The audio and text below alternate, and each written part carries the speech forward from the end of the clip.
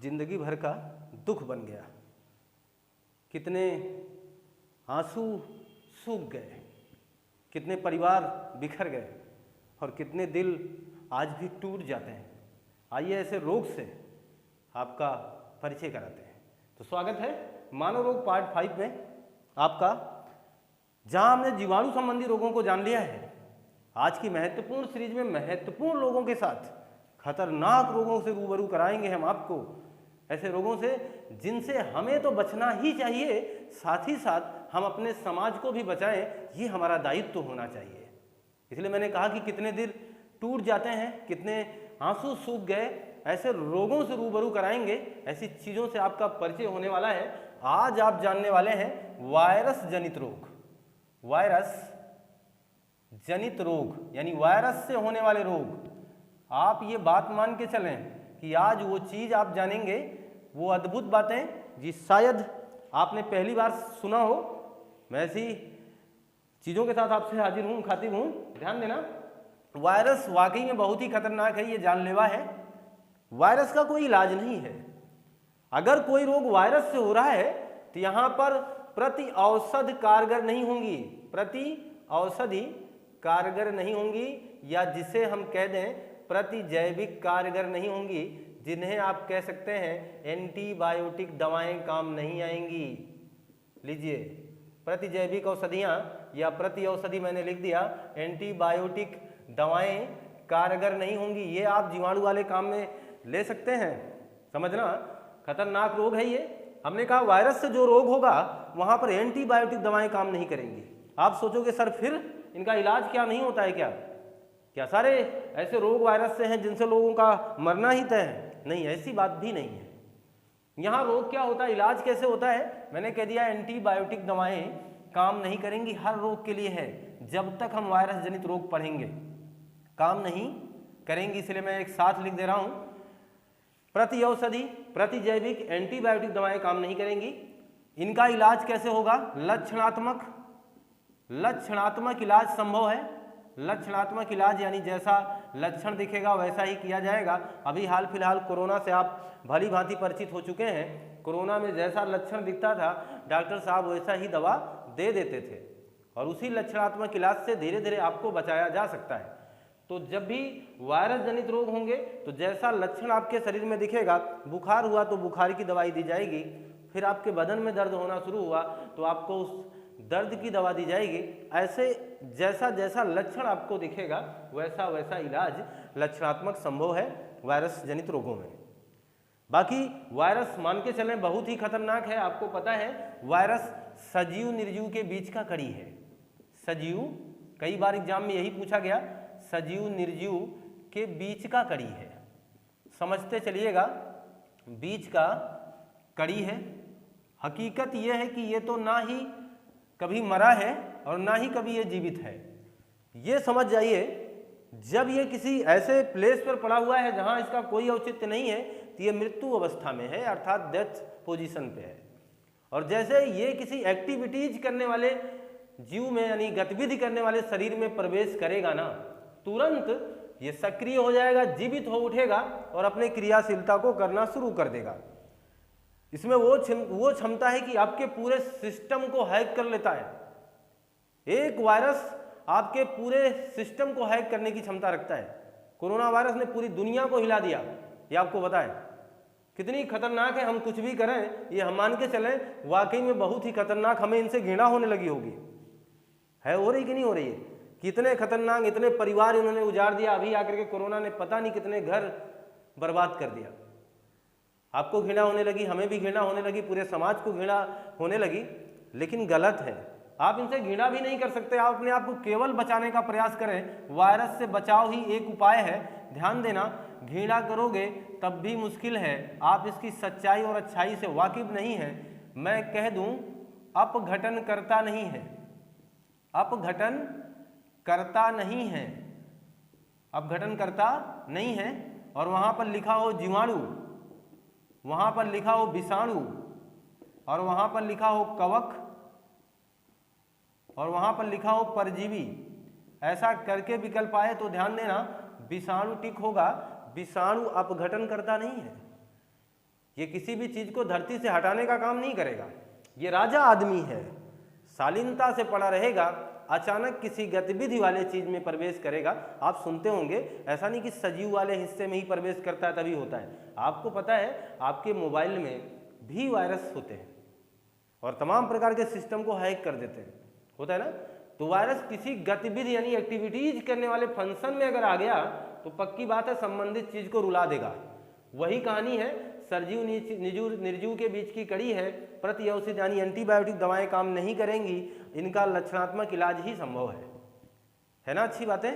तो अब मैं बात करूंगा, ये वही रोग हैं जिनसे बहुत खतरनाक मामले आपके सामने आ सकते हैं। तो सबसे पहले हम चर्चा में लेने वाले हैं वायरस जनित रोगों में एड्स की बात करने वाले हैं। एड्स की बात करेंगे सबसे पहले। ऐसा क्यों? क्योंकि मेरे हिसाब से ये सबसे खतरनाक रोग है, इसलिए मैं इसको सबसे पहले पायदान पे रख रहा हूं, जिससे आपका ध्यान आकर्षित कर पाऊं, आपको इस भयावह रोग से बेहतरीन ढंग से परिचय करा पाऊं। इसी आशा उम्मीद के साथ मैं इसे पहले लिखने का प्रयास कर रहा हूं। ध्यान दीजिएगा, वायरस दो प्रकार के होते हैं। एक होता है डीएनए वायरस, सारी बातें जाने आप, डीएनए वायरस। एक होता है आरएनए वायरस। डीएनए को डी वायरस कह सकते हैं, आरएनए को रेट्रो वायरस कह सकते हैं। रेट्रो वायरस यानी आर वायरस। ये बात समझना, जो डी वायरस है यानी डीएनए वायरस है, इसे हम जंतु वायरस कहते हैं।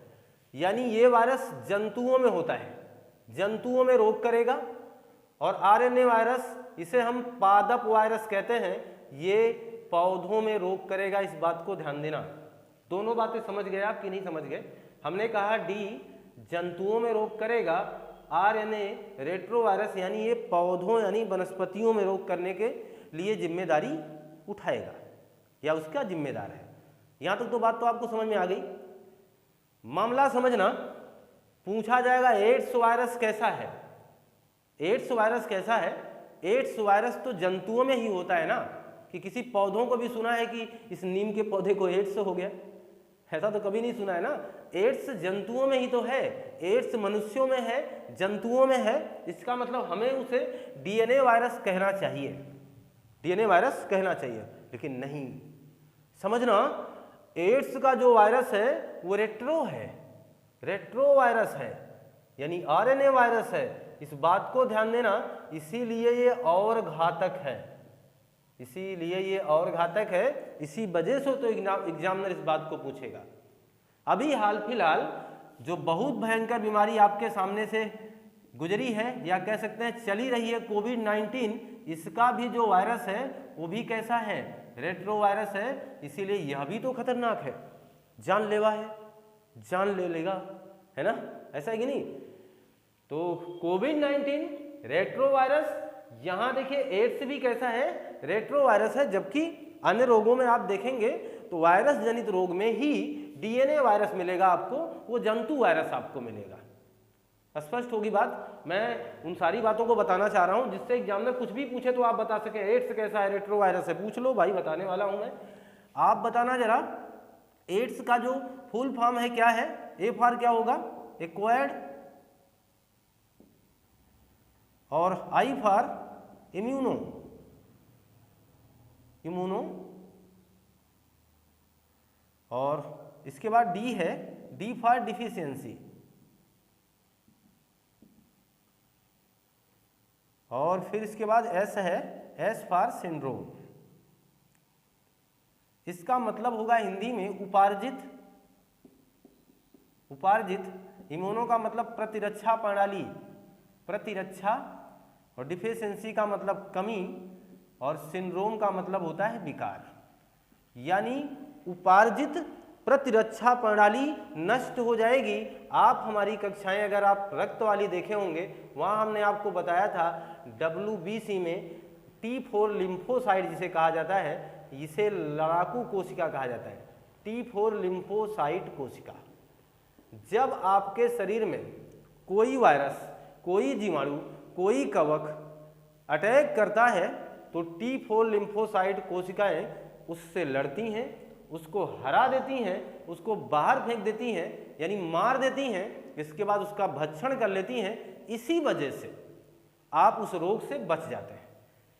ये लड़ाकू कोशिकाएं हैं, आप इसको ब्लड में जाकर के देखें, ब्लड वाले चैप्टर में जाकर के देखें, ब्लड वाली सीरीज में जाकर देखें, तो मैंने इस पर विस्तृत चर्चा प्रस्तुत की है। आप वहां से इसको अच्छे ढंग से इसके बारे में जानकारी ले सकते हैं। तो जी हाँ, बने रहे हमारे साथ। T4 लिम्फोसाइट कोशिका, जिन्हें हमने लड़ाकू कोशिका कहा, WBC का हिस्सा है T4 लिम्फोसाइट कोशिका। ये जो एड्स का वायरस है, एड्स का वायरस कौन है भाई?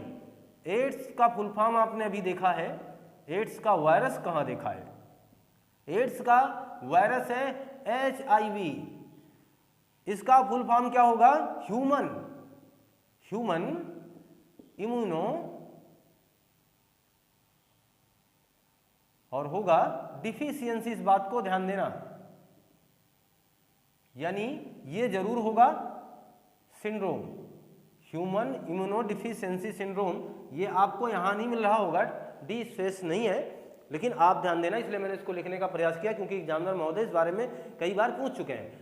तो ह्यूमन इम्यूनो डिफिशियंसी सिंड्रोम, ये किसका फुल फॉर्म है? HIV का। यही वो वायरस है, सॉरी सिंड्रोम लिखा है हमने, यहां आपको लिखना चाहिए वायरस। तो ये जो वायरस है ह्यूमन इम्यूनो डिफिशियंसी वायरस, ये वायरस है, यही वायरस है जिसकी वजह से एड्स होता है। यही वायरस है जिसके कारण एड्स होगा। एड्स का वायरस आपके शरीर में प्रवेश कैसे करेगा, इस बात की जानकारी आपको दे देता हूं। पहली बात तो आप समझ लेना, किसी भी कटे हुए स्थान पर अगर, यानी ये आपके ब्लड से किसी भी प्रक्रिया से अगर संबंध स्थापित कर लिया तो पक्की बात है आपको एड्स हो जाएगा। समझना, मेरा कहना क्या था, मान लो आपका हाथ कटा हुआ है और किसी भी तरीके से ये वायरस उसी कटे वाले स्थान पर चला आया है, वायरस आपके शरीर के अंदर चला जाएगा और आप HIV पॉजिटिव कहलाएंगे। अब जब आप अपने ब्लड को चेक कराएंगे तो आप में निकलेगा HIV पॉजिटिव हैं आप। HIV पॉजिटिव होने का कतई ये मसला नहीं है, कतई ये मतलब नहीं है कि आप एड्स के रोगी हैं। आपको अभी समय रहते बचाया जा सकता है, इस बात को ध्यान दें। आपका इलाज होगा, रेगुलर होगा और आपको बचाया जा सकता है। परंतु आप मान के चले HIV वायरस ने जब इस मनुष्य के शरीर में प्रवेश किया, ये मान लो कोई भी मनुष्य हो, जब इनके शरीर में HIV ने प्रवेश किया तो ये बेचारे हट्टे कट्टे थे, काफ़ी मजबूत थे, ढील डोल थे। HIV ने प्रवेश कर लिया, HIV ने इनके लिम्फोसाइट कोशिका को लगातार मारना शुरू कर दिया क्योंकि ये उसी का भक्षण करेगी। कहानी सुनते रहिएगा। इसके बाद ये मनुष्य धीरे धीरे इसकी प्रतिरक्षा प्रणाली कमजोर होने लगेगी। जुकाम होगा, सह नहीं पाएगा, लंबे समय तक बुखार हो जाएगा, इससे जुकाम हो जाएगा, लंबे समय तक खाना खाने में समस्या होगी, ऐसी तमाम कठिनाइयाँ इसे लगातार होंगी तो ये व्यक्ति कमजोर हो जाएगा। जहाँ इतना मोटा था अब ये शुष्क होना शुरू हो जाएगा, हल्का हल्का पतला हो जाएगा। अब इसके अंदर वो क्षमता नहीं रहेगी कि 4 डंडे सीढ़ी पे चढ़ करके पानी उठा ले, इसके अंदर वो क्षमता नहीं रहेगी कि साइकिल उठा करके 500 मीटर चला जाए। धीरे धीरे असहाय होने लगेगा। तब ऐसे रोगी की ब्लड जांच की सैंपल डॉक्टर साहब मांगेंगे और ब्लड जांच होगी तब तक बहुत देर हो जाएगी। डॉक्टर साहब कहेंगे अरे भैया अब तक कहाँ थे? तब ये कहेंगे हमें रोज होता था, हम अपने घरेलू डॉक्टर से इलाज करा लेते थे। इनका जवाब यही होगा।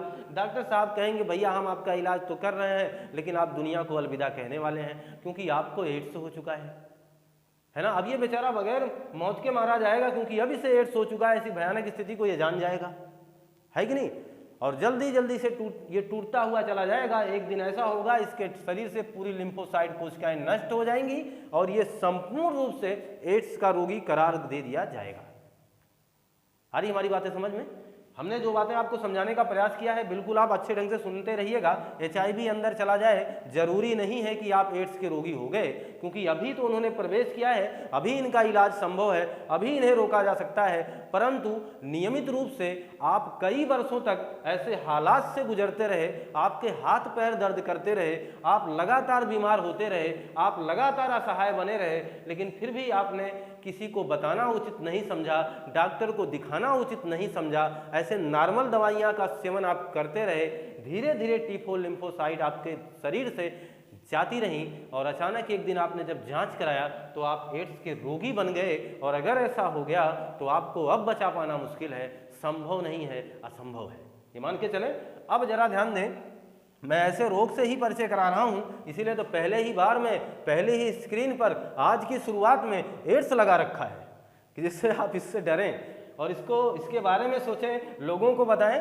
तो HIV ने प्रवेश किया, बेचारा अब ये मरने की कगार पे चला आया। ये बात ध्यान दें, ये जब जांच कराएंगे ना, इनकी जांच देखो, या तो एलिसा जांच होगी, एलिसा टेस्ट होगा, या तो फिर इनमें नेवा एक टेस्ट होता है ये किया जाएगा, या तो फिर होगा western blast test, western blast. एक और है ओराश्योर, ओराश्योर तकनीक, यह भी किसमें कारगर है? ओराश्योर तकनीक भी एड्स में ही कारगर है और ये भारत की है। ये ध्यान देना, भारत ने एड्स की जांच के लिए कौन सी तकनीक विकसित की है? तो भारतीय तकनीक कौन सी है? ओराश्योर तकनीकी। ये सारी जांचें एड्स से संबंधित हैं, समझ रहे हैं आप? ये सारी जांचें किससे संबंधित है? पूछा जाता है ना, एलिसा टेस्ट किस में होता है? बताना, एड्स में।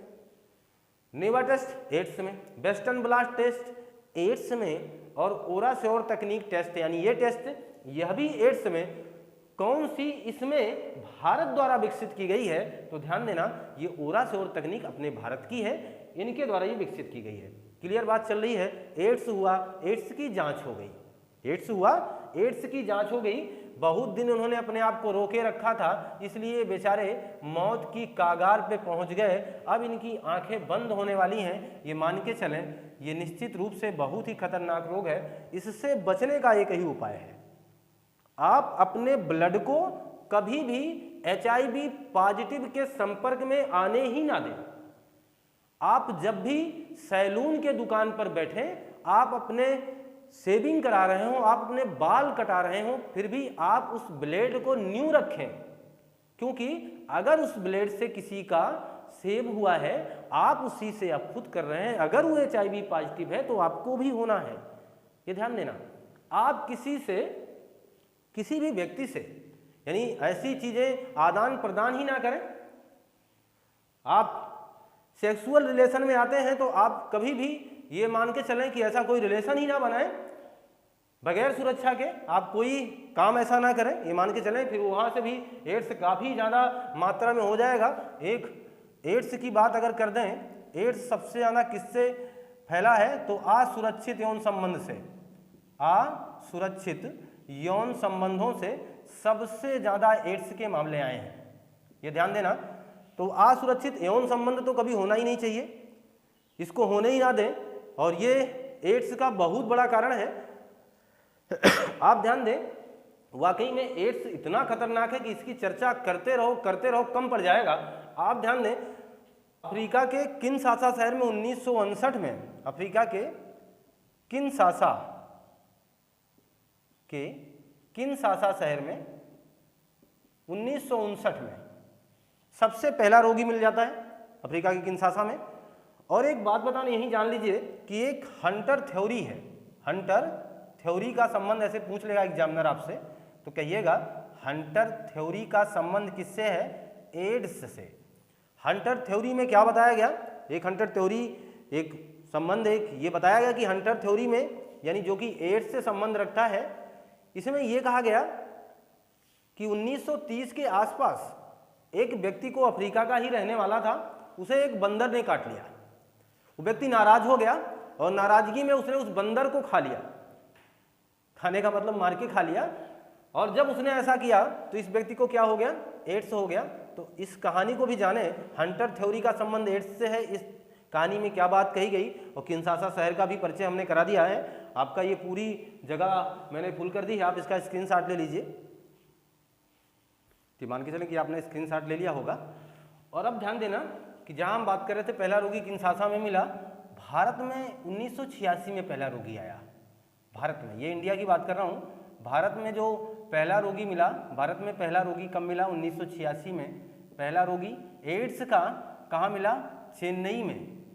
चेन्नई कहाँ है? चेन्नई के कहाँ? मद्रास में। ये बात ध्यान देना, चेन्नई मद्रास में पहला रोगी मिलता है। महिला रोगी थी, किसी विदेशी पर्यटकों के संपर्क में आ जाती है असुरक्षित यौन संबंध से, इसे भी एड्स हो जाता है। और इसके बाद वो चेक किया जाता है, धीरे धीरे पता चलता है कि यहाँ पर काफ़ी मात्रा में यानी 25 से लेकर के 100 आदमी तक आपको अचानक एड्स से पीड़ित मिल जाते हैं और ये रोग आपके भारत में भी अपना अच्छा खासा पकड़ बनाना शुरू कर देता है और आज भी अच्छी खासी पकड़ है।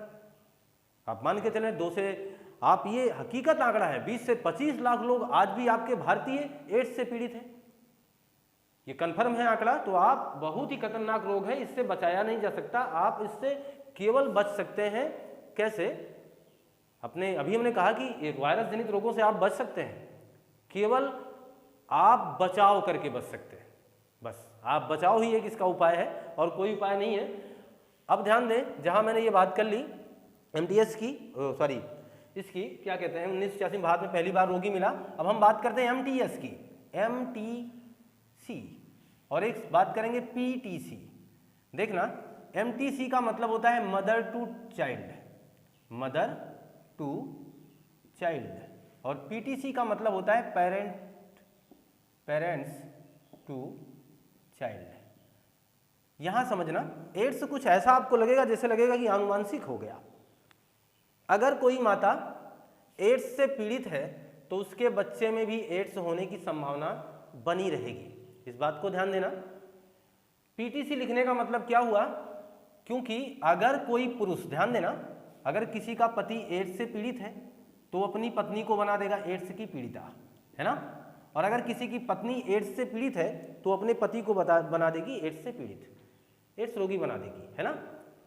आप समझना, ये कैसे कह सकते हैं कि अगर किसी का बच्चा एड्स से पीड़ित हो गया जन्म लेने के तुरंत बाद, तो आप उसे MTC ही कहोगे। कैसे ये गारंटी ले सकते हो कि माँ ही इसमें दोषी थी? कैसे गारंटी ले सकते हैं? नहीं ना, हो सकता है पिता को एड्स रहा हो, पिता लाए हो, फिर माँ को दिए हो, तब माँ से बच्चे में आया हो, है ना। इसीलिए WHO ने कहा, इसमें हस्तक्षेप किया, कहा कि ये गलत है, अब इसे MTC ना कह करके PTC कहा जाएगा। इस बात को ध्यान देना, इसलिए मैंने इसको आपके सामने रखा। पहले इसे MTC कहा जाता था, यानी माँ से बच्चों में होने वाला रोग MTC है, और लेकिन इसमें माँ ही केवल दोषी नहीं है, इसीलिए इस रोग को अब PTC यानी पेरेंट टू चाइल्ड कहा जाने लगा। क्यूबा 2015 में पहला ऐसा देश है, 2015 में क्यूबा ने ऐसा सफल काम किया, यानी MTC से बच्चे को एड्स से बचा लिया, एड्स से बचा लिया। समझ गए ना, यानी माता से चाइल्ड में होने वाले एड्स से बचाने का पहला काम किसने किया है? क्यूबा जैसे छोटे देश ने, जिसे चीनी का कटोरा कहा जाता है, जिसे एंडलीज का मोती कहा जाता है। आ रही बात समझ में? जिसे एंडलीज का मोती, चीनी का कटोरा, इसने मदर टू चाइल्ड यानी माँ से बच्चे में जाने वाले एड्स से, रोग से यानी HIV से बचाने वाला पहला देश बन गया, यानी पहला इन्होंने ऐसा काम किया। क्लियर है? तो इनको श्रेय तो मिलना ही चाहिए। क्यूबा की भी चर्चा होती रहेगी, आगामी काफ़ी बातें इसके बारे में होगी। अब जरा ध्यान दें, तो हम जहाँ क्यूबा की बात कर रहे थे MTC, तो इन्होंने इस पर ब्रेक लगाने का पहला काम किया है। जरा ध्यान दें कि 25 सेंटीग्रेड तापमान पर, 25 सेंटीग्रेड तापमान पर एड्स का यानी HIV, ये वायरस की बात हो रही है, ये वायरस 25 सेंटीग्रेड तापमान पर 10 से 15 मिनट तक रक्त में जीवित रह सकता है। जीवित रहने का मतलब आप सोचोगे सर तो ये तो फिर शरीर में रहेगा तो जीवित ही रहेगा, ऐसी बात नहीं कर रहा हूँ। ये आपका रक्त ब्लड बाहर आ जाए, आपका ब्लड यानी किसी व्यक्ति को एड्स हुआ है, एक्सीडेंट हो जाए, ब्लड बाहर आ जाए, अगर उसे एड्स है तो उसके ब्लड में अगर तापमान उस समय 25 सेंटीग्रेड के आसपास है तो पक्की बात मान के चले वो जीवित रह जाएगा।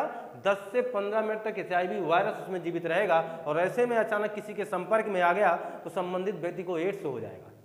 अजीब है ये कहानी, है ना। तो काफ़ी खतरनाक ये भी मामला था, आपके सामने मैंने इसको रखने का प्रयास किया। हाँ, एक अद्भुत बात बता दूं, 60 डिग्री तापमान पर HIV वायरस नष्ट हो जाएगा। आप सोचोगे तो सर 60 डिग्री टेम्परेचर कर देना चाहिए, नष्ट हो जाए। अरे भाई 37 तो झेलते ही नहीं हो, तो 45 झेल नहीं पाते हो, 60 कैसे झेलोगे? 45 में तो जल जाओ, 60 में तो जल जाओगे आप। तो जब आप ही नहीं रहोगे फिर वायरस को कैसे मारे हम आपके अंदर? आपके ब्लड का तापमान अगर 60 डिग्री सेल्सियस कर पाए वैज्ञानिक तो कर देते ना। अगर ऐसा होता तो HIV वायरस आपके शरीर से नष्ट हो जाते। लेकिन ऐसा संभव कहाँ है, ऐसा नहीं हो सकता है।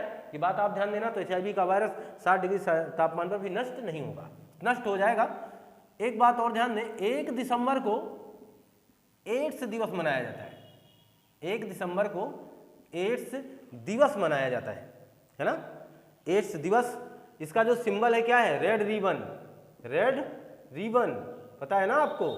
एड्स का सिंबल रेड रिबन कब अपनाया गया था, 1991 में इसे अपनाया गया, रेड रिबन को 1991 में। छोटी छोटी जानकारियां भी अपने साथ समाहित करें, जोड़ें। और पहला एड्स दिवस कब मनाया गया, ये बात अगर की जाए तो पहला एड्स दिवस 1988 में मनाया गया। 1991 में रेड रिबन को स्वीकारा गया। और रेड रिबन एक्सप्रेस, ये भी आपने सुना होगा, रेड रिबन एक्सप्रेस कब चली थी, 1 दिसंबर, पूरा लिख दे रहे हैं हम आपके सामने, रेड रिबन एक्सप्रेस ये कब चलाई गई थी, एड्स की जागरूकता के लिए 1 दिसंबर 2007 को सोनिया गांधी जी ने इसे झंडी दिखाया था, यानी इसे रेडी किया था चलने के लिए। पूरे देश में चली थी ये रेड रिबन एक्सप्रेस, 1 दिसंबर 2007 को छोड़ी गई थी। और इस पर जो आदर्श वाक्य लिखा गया था, आदर्श वाक्य क्या था इस पर, जीवन की यात्रा पर लगना, जीवन की यात्रा पर लगना, ये इस पर लिखा हुआ आदर्श वाक्य था। ठीक है, तो हम लोग एड्स के बारे में बहुत कुछ जान पाए हैं, काफ़ी चीज़ें हम लोगों ने इंगित कर लिया, अपने समाहित कर लिया। हमने मदर टू चाइल्ड जाना, हमने PTC जान लिया, हमने एड्स दिवस जान लिया, हमने रेड रिबन के बारे में जाना, हमने रेड रिबन एक्सप्रेस के भी बारे में जाना। क्यूबा एक महत्वपूर्ण देश जिसने इस पर सफलता हासिल की, मतलब सही सलामत बच्चे को पैदा किया, जन्म देने में कामयाब हुई वो माँ जिसको एड्स था, जिसने अपने बच्चे को सही सलामत पैदा किया। तो इसमें सफलता सबसे पहले अर्जित की थी क्यूबा ने, इस बात को भी ध्यान रखें। तो हम लोग एड्स के बारे में बहुत कुछ जानकारी हासिल कर चुके हैं। और अब आप इसका स्क्रीनशॉट ले लीजिए, मान के चले कि आपने स्क्रीनशॉट ले लिया होगा। और अब जहां हमने एड्स की बात की, और अब हम महत्वपूर्ण रोग पर चर्चा करेंगे जिसका नाम है पोलियो। बहुतायत मात्रा में बहुत ही ज़्यादा प्रभावित करने वाला रोग है पोलियो। यह भी एक विडंबना बनी हुई है। आपने देखा है पोलियो अगर किसी व्यक्ति को हो जाता है तो संबंधित व्यक्ति एक प्रकार का अपाहिज है, विकलांग माना जाएगा, ये मान के चलें। क्योंकि जिस भी अंग में पोलियो होता है वो पूरी तरीके से निष्क्रिय हो जाता है, क्योंकि वहाँ पर तंत्रिका तंत्र ने काम करना छोड़ दिया है और मांसपेशियों ने भी अपना सहारा छोड़ दिया। आप देखेंगे पोलियो हो जाने पर संबंधित हाथ, संबंधित पैर काफ़ी पतले पतले हो जाते हैं। ये है पोलियो। पोलियो बहुत ही खतरनाक बीमारी, इससे आप भली भांति परिचित हैं। ये किससे होता है, जिसको ध्यान देना, ये होता है इंटेरो वायरस से। इंटेरो वायरस से होता है पोलियो, ये बात आप ध्यान दें। इंटेरो वायरस है जिसकी वजह से पोलियो होगा। वायरस है तो रोग खतरनाक है, बचाव ही एक उपाय है, इस बात को आपको ध्यान देना है। क्लियर है ना। तो मैं आपको बताना यही चाह रहा था कि वास्तविक रूप से कि जहां पोलियो है, आपको पता है पोलियो की खुराक भी पिलाई जा रही है बार बार हर देश में, हमारे भारत में भी पोलियो की खुराक पिलाई जाती है। लिखा भी गया, इसका आदर्श वाक्य लिखा गया 2 बूंद जिंदगी की, जो काफ़ी फेमस हुआ। अमिताभ बच्चन जैसे सुपरस्टार ने काफ़ी मात्रा में या काफ़ी ज़्यादा कह दें हम इसका प्रचार प्रसार किया कि लोगों को जागरूक करने का प्रयास किया। मैं उन्हें भी नमन करता हूँ। वास्तविकता रूप से हकीकत में ये बहुत ही अद्भुत वर्क है। आप जरा ध्यान दें, पोलियो का टीका बना, यहां से क्वेश्चन भी आने लगे। एक है आईपीवी और एक है ओपीवी। ध्यान देना, आईपीवी और ओपीवी। आईपीवी की खोज की जोनास साल्क जी ने, और ओपीवी की खोज की एल्बर्ट साबिन जी ने। दोनों बातें आप याद रखिएगा। एल्बर्ट साबिन, इसका फुल फॉर्म होगा inactive polio vaccine. Inactive polio vaccine, इसका होगा ओरल पोलियो वैक्सीन। लिखना क्या है, आप सुन रहे हैं, इनएक्टिव पोलियो वैक्सीन, इसको कहेंगे ओरल पोलियो वैक्सीन। ध्यान देना, दोनों में अंतर क्या है। ये लगाया जाता था इंजेक्शन के माध्यम से, ये बड़ी सी इस तरीके की सुई और ऐसे करके चुभो दिया जाता था। अब मान के चलें जब किसी बच्चे के पास ये इंजेक्शन लाया जाएगा तो इस टीके से तो कम इस इंजेक्शन से उस बच्चे को ज़्यादा तकलीफ होती थी।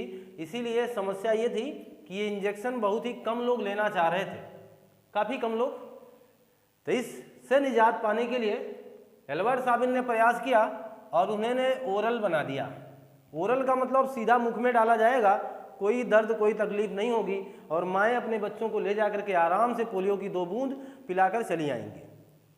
आपको भी पिलाना चाहिए। अगर आपके घर नन्हे बच्चे हैं तो आप इन्हें पोलियो की खुराक जरूर पिलाएं। आपको पता है कि 5 वर्षों तक आप पिलाते रहें और आप 2 बूंद जिंदगी की ये उन्हें देते रहें। हकीकत में अगर आपको पोलियो मुक्त भारत बनाना है, जबकि भारत को 2014 में पोलियो मुक्त घोषित किया जा चुका है, 2014 में पोलियो मुक्त घोषित किया जा चुका है। किसे? आपके भारत को मुक्त घोषित किया गया कब? 2014 में। कौन? आपका भारत। आप कहेंगे सर जब मुक्त घोषित है तो फिर क्यों पिलाया जा रहा है? मुक्त घोषित होने का कतई ये मतलब नहीं है कि आप पोलियो रोगी मुक्त हो गए। आप पोलियो मुक्त घोषित किए गए हैं, ना कि पोलियो रोगी। आपके देश में आज भी पोलियो रोगी हैं। आई बात समझ में? पोलियो रोगी जब तक हैं तब तक तो खतरा बना हुआ है। इस वजह से आपको ये खुराक देनी ही देनी है, इस बात को ध्यान देना। क्लियर है बात? कहानी से आपको रूबरू कराऊंगा। इस IPV और OPV ये दोनों वैक्सीन बनी कैसे, बनाने का विचार कहाँ से आया और ये टीका लगाने का उद्देश्य कहाँ से बना, सुनिएगा जरा। एक छोटी सी कहानी। 1987 में अभी जिस देश का नाम हमने लिया था क्यूबा, 1987 में अभी जिस देश का नाम भी, इसके पहले वाले रोग में भी हमने एड्स में भी चर्चा किया था क्यूबा का। MTC वाला काम इसने सफलतापूर्वक किया है क्यूबा ने। क्यूबा को चीनी का कटोरा कहा गया, आप पढ़ेंगे भूगोल में, चीनी का कटोरा कहा गया। क्यूबा को एंटलीज का मोती कहा गया, एंटलीज का मोती कहा गया। क्यूबा की प्रसिद्धि यहीं समाप्त नहीं होती। आपने जाना है कि 1492 ईस्वी में कोलंबस ने अमेरिका की खोज कहाँ से की थी? किसी क्यूबा द्वीप पर पहुंचा था और यहीं से उसने अमेरिका को देखा था। तो जिसे उसने नई दुनिया कहा था वही कोलंबस 1492 ईस्वी में कहाँ पहुंचा? क्यूबा द्वीप पर पहुंचा था और यहीं से उसने नई दुनिया की खोज की थी। क्लियर है बात ना? अब आप जान पा गए होंगे। तो चीनी का कटोरा, एंटलीज का मोती, क्यूबा का जिक्र यहाँ भी है, पोलियो में भी। 1987 में सीमित संसाधनों में, क्योंकि एक छोटा सा देश, सीमित संसाधन ही होंगे, सीमित संसाधनों में इसने अचानक घोषणा की कि मैं पोलियो मुक्त हूँ, मैं पोलियो मुक्त हूँ, यानी मेरे पास अब पोलियो नहीं है, मुक्त हूँ मेरे पास, यानी मेरे देश में पोलियो नहीं है। WHO को शॉक लग गया। अरे लगी जाएगा भाई, एक छोटा सा देश और एक WHO इतना बड़ा संगठन, विश्व स्वास्थ्य संगठन, ऑर्गेनाइजेशन को धक्का पहुंचा, ठेस पहुंचा। अरे हम लोग हाथ पे हाथ रखे बैठे हैं और एक छोटा सा देश इतना भयानक काम कर रहा है। तो 1987 में क्यूबा ने कहा कि मैं पोलियो मुक्त हो गया हूं, मेरे पास पोलियो जैसी कोई बीमारी नहीं है मेरे देश में। इससे प्रेरित होकर WHO ने कहा कि हमें भी काम करना होगा और हमें भी ये चीज़ें अपनानी होंगी। और उन्होंने इस जोनास साल्क की दी हुई IPV और एल्बर्ट साबिन की दी हुई OPV के माध्यम से आज विभिन्न देशों के विभिन्न क्षेत्रों में पूरी तरीके से पोलियो को नष्ट किया जा चुका है। बहरहाल अभी भी पोलियो रोगी मौजूद हैं, इसलिए आपको एहतियातन ऐसे सारे काम करने होंगे। आपको अभी भी पोलियो की बूंद अपने बच्चों को पिलानी होगी। इस बात पर आपको अभी काफ़ी लंबे समय तक ये प्रयासरत रहना होगा। जब तक पोलियो रोगी मुक्त नहीं हो जाएंगे तब तक आपको पोलियो फैलने का इस देश में खतरा बना रहेगा। है ना स्पष्ट बात? तो जहाँ हम इस चीज़ को जोड़ रहे हैं, आपको मैं बार बार ही बताता रहा हूँ कि बहुत ही ज़रूरी है जानना। आप ये मान के चलें कि जितनी भी चीज़ें आपके सामने परिलक्षित होंगी वो बहुत ही स्पष्ट होंगी। अब आप बताना, तो जहाँ हमने IPV और OPV की बात कर ली है, जहाँ हमने कोलंबस की बात की कि क्यूबा से उन्होंने देखा चीनी का कटोरा, एंटीलीज का मोती 1987 में मुक्त हुआ, WHO को प्रेरणा मिली, WHO ने पोलियो पर काम करना शुरू किया। आपने कभी सोचा 2 बूंद जिंदगी की पिलाने के पीछे, 2 बूंद जिंदगी की पिलाने के पीछे किसका हाथ है? पोलियो का। और घर घर शौचालय बनाने के पीछे किसका हाथ है? पोलियो का। घर घर शौचालय बनाने के पीछे पोलियो का हाथ है। टॉयलेट एक प्रेम कथा स्क्रीन पर लगाने के पीछे किसका हाथ है? पोलियो का। तो ये मान के चलें, यानी टॉयलेट एक प्रेम कथा आई, एक मूवी आई, इसका भी उद्देश्य था आपको पोलियो से जागरूक करना। घर घर शौचालय बनाया गया, इसका भी उद्देश्य है आपको पोलियो से जागरूक करना। क्यों? क्योंकि पोलियो फैलेगा मल से दूषित जल से। मल से दूषित जल से पोलियो फैलता है, इस बात को ध्यान दें। मल से दूषित जल से पोलियो फैलेगा, इस बात की जानकारी आप अपने साथ समाहित करें, साझा करें, लोगों के साथ साझा करें। मैं मान के चलता हूं कि आपको हमारी बातें बिल्कुल अच्छे ढंग से समझ में आनी शुरू हो गई होंगी। हमने जहां बात की पोलियो एंटेरोवायरस की, 2014 में पोलियो मुक्त घोषित भारत को किया गया, लेकिन अब आप सहजता महसूस ना करें। टॉयलेट एक प्रेम कथा बनाने के पीछे यही कारण था, मल से दूषित जल वाला मसला जो भी हमने आपके सामने रख दिया है। क्लियर है? अगर आपको ये सारी बातें स्पष्ट रूप से मैं दे पाया हूं तो आप ये मान के चलें कि मैं अपनी वाणी को विराम दूं, अपने क्लास को रोकने का प्रयास करूं। इसके ठीक पहले आप इसका स्क्रीनशॉट ले लीजिए। ये मान के चलूं कि आपने इसका स्क्रीनशॉट ले लिया होगा। मैं किसी दूसरे रोग को आपके सामने रखूं इसके ठीक पहले मैं आपसे ये बताना चाहता हूं कि क्लास ज़्यादा लंबी हो सकती है, क्योंकि दूसरा कोई भी रोग मैं रखूंगा उसके पहलू को टच करने में कम से कम 15 से 20 मिनट लग जाएंगे। अर्थना की दशा में मैं ये मान के चलता हूं कि आपको ये क्लास बेहतर लगी होगी। मैंने इस कंटेंट को आप तक अच्छे ढंग से पहुंचाने का प्रयास किया है। आपको ये कंटेंट अच्छे ढंग से अगर समझ में आ गया है तो आप लाइक करें, शेयर करें, सब्सक्राइब करें, कमेंट करना ना भूलें। मिलता हूं मैं आपसे नई कक्षा में। आपका दिन शुभ हो। आपको बहुत बहुत धन्यवाद।